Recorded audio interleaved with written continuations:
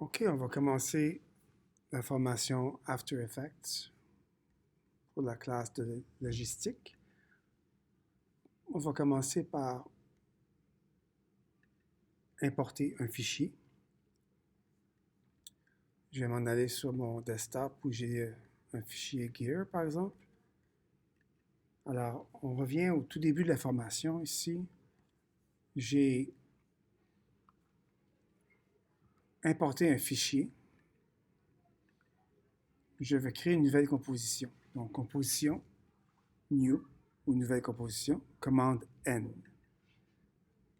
À ce moment-là, je choisis une composition qui est en HDTV 1080 à 29,97. Ça, c'est le rythme images par seconde. C'est un 30 images seconde, mais à 29,97 à cause du drop frame. Donc, j'ouvre ça. Je vois que la durée de ma séquence est 10 secondes. Bon, j'aurais pu changer ça. J'ai ici, je vois que j'ai le checkers. Le checkers, c'est ma transparence. C'est ici, sur la fenêtre. Pour enlever le checkers, on voit que mon fond est noir. J'ai ici l'image d'un engrenage. Si je dépose l'engrenage dans l'image et je mets mon checkers, je vois que j'ai un engrenage simplement sur fond noir. C'est un engrenage gris foncé. Vous avez remarqué qu'à un moment donné, je vais le faire delete ici. Quand je le place sur l'image, je peux le placer n'importe où et il va se placer. Mais à un moment donné, si je me promène vers le centre, il va faire lock. Quand il se barre au centre, ça veut dire qu'il est vraiment au centre. Et là, je le laisse tomber. Il est au centre. Il est ici sur mon timeline. S pour scale. Et je vais diminuer le scale.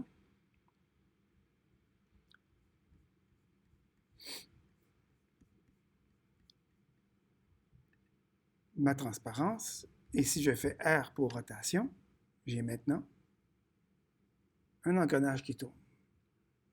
Techniquement, mon centre est au centre. Donc, je ne devrais pas me préoccuper de ça pour l'instant. Je vois qu'il tourne assez rondement. Si le centre n'était pas au centre, il faudrait changer mon point d'ancrage. Et pour ça, il faudrait prendre l'outil point d'ancrage. Alors, si je prends l'outil point d'ancrage, je pourrais mettre le point d'ancrage, par exemple, sur le côté ici. Et à ce moment-là, quand je fais une rotation, mon engrenage tourne sur le point d'ancrage, toujours. Commande Z, je reviens en arrière. Je suis comme je devrais être. Et maintenant, je vais créer une expression. C'est-à-dire que je vais utiliser le JavaScript pour essayer de créer un mouvement de ma roue sans que j'aie à faire de keyframe. Si je voulais faire des keyframes, je mets la montre, j'allume la montre de mes keyframes. J'ai un keyframe qui est apparu ici dans l'image. J'avance à la fin de ma séquence et je tourne, je ne sais pas moi, je vais faire comme 3-4 tours, 22 tours. Et là, j'ai un engrenage qui roule dans les sens inverses d'une montre. Donc, parce que j'ai mis des keyframes ici, je peux enlever mes keyframes. Je les sélectionne, je delete. Et à ce moment-là, j'ai de nouveau ma rotation sans keyframe. Là, maintenant, je vais faire une rotation par expression. Je fais donc Option, clic, ce qui ouvre une boîte de dialogue. Dans la boîte de dialogue, j'écris time multiplié par 200, admettons. Je clique dans le gris pour accepter et maintenant je joue en faisant le tab. Et mon engrenage tourne. Donc ça, c'est une expression qui permet de créer le mouvement sans avoir à faire de keyframe. Si je veux dupliquer mon layer, je fais commande D ou je vais dans mon menu, Edit, et je fais Duplicate. Commande D. Apprenez les fast keys, c'est toujours meilleur.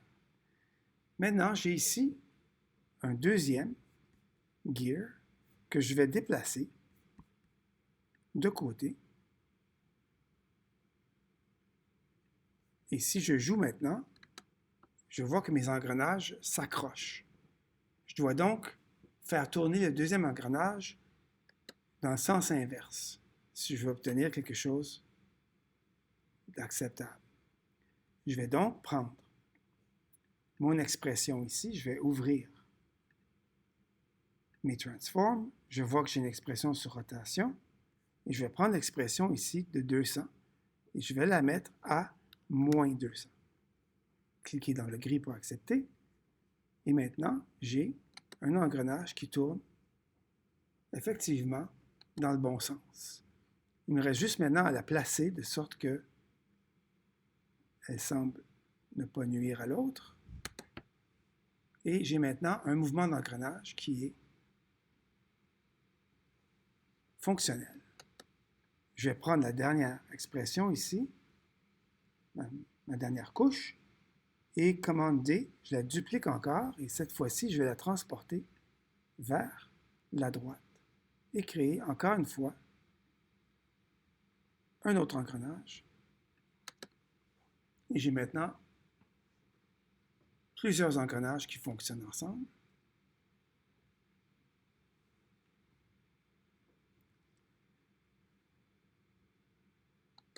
Maintenant, pour faire un peu de fantaisie, je vais fermer mes niveaux ici et je vais parenter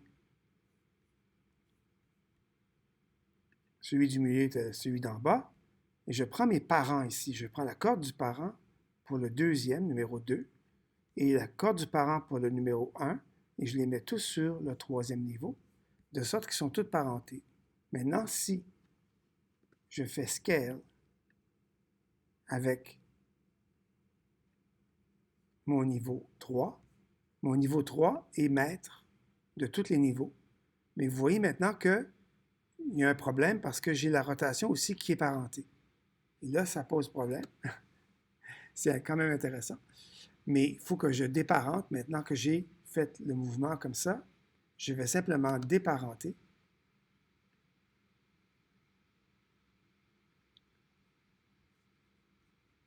Alors, je vais dans le parent ici.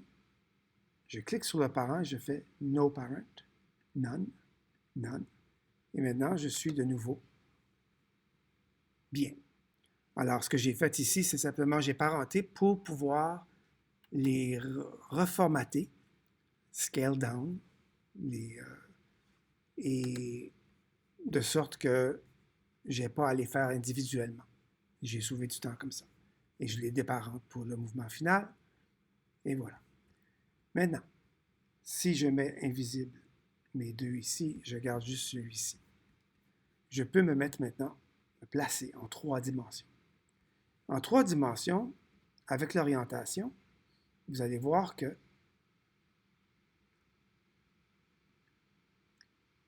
j'ai maintenant un mouvement dimensionnel.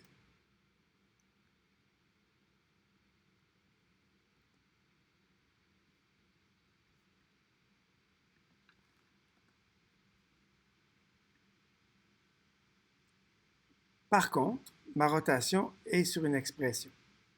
Je dois donc enlever l'expression de ma rotation. Je vais recliquer, option-clic sur ma rotation pour enlever l'expression. De sorte que maintenant, je peux diriger ma sphère tridimensionnelle pour vous montrer sa dimension. De côté comme ça, même chose. Maintenant, ce que je voudrais, c'est créer une certaine épaisseur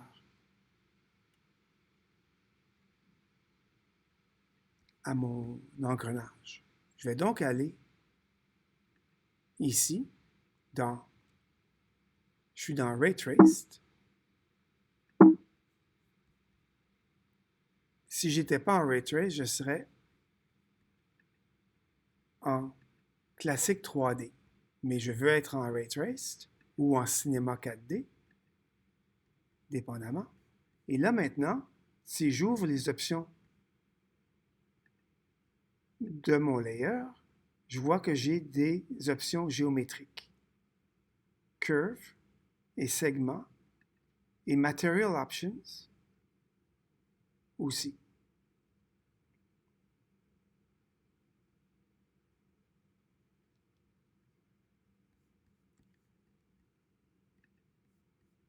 Maintenant,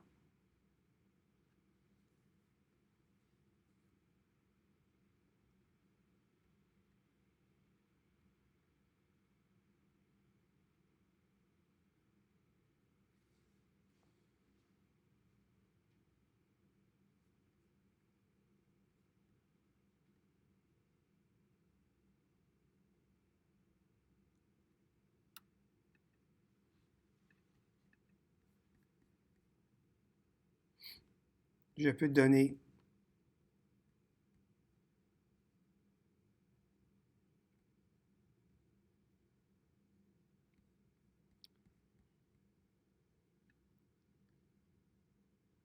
à mon engrenage un effet de transparence, un effet métallique, une lumière spectrale,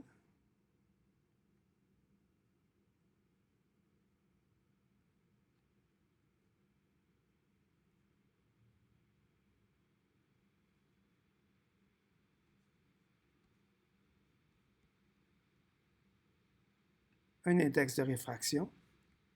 Et maintenant, je suis prêt à ajouter des layers de lumière, d'éclairage. Alors, si je mets une lumière, par exemple, un spotlight à 70%, et j'enlève ma transparence,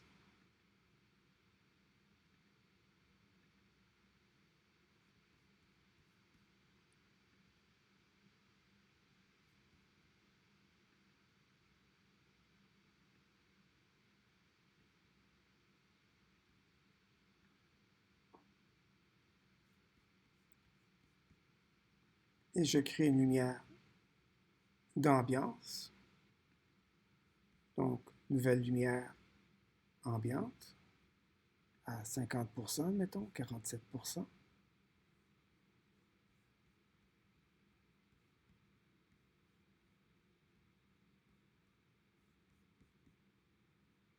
Je vais me placer en 3D classique pour l'instant, parce que ça prend moins de temps de calcul.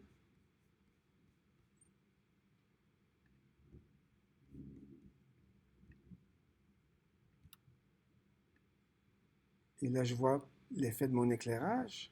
Je vais augmenter l'effet de l'éclairage.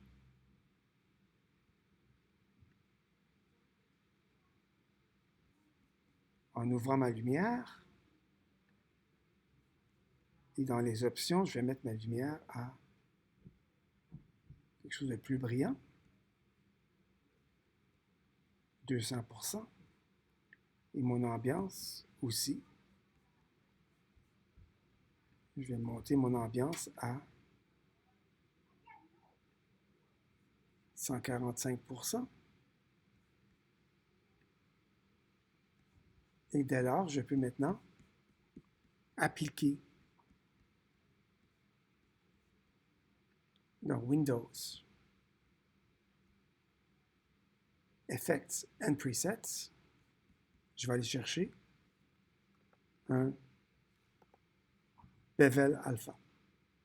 Un Bevel Alpha est un filtre qui va créer un effet tridimensionnel d'épaisseur, de rondeur. Dès lors, maintenant, je peux prendre mon layer et appliquer une rotation Y avec l'expression option clic, time multiplié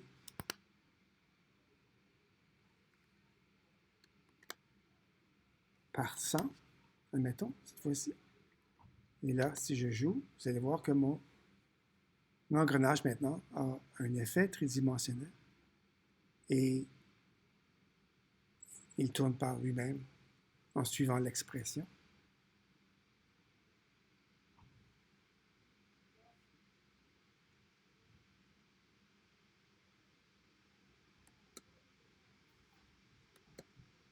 Et voilà.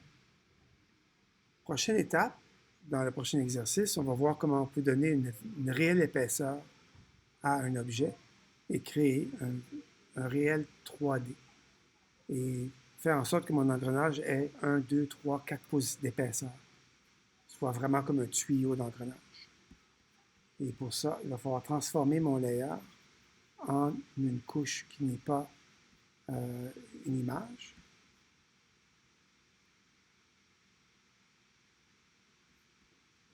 Mais qui est une couche active avec laquelle je peux activer le Ray Tracing. Comme sont, par exemple, les lettrages. Donc voilà pour cette première leçon. On se revoit avec d'autres options de After Effects.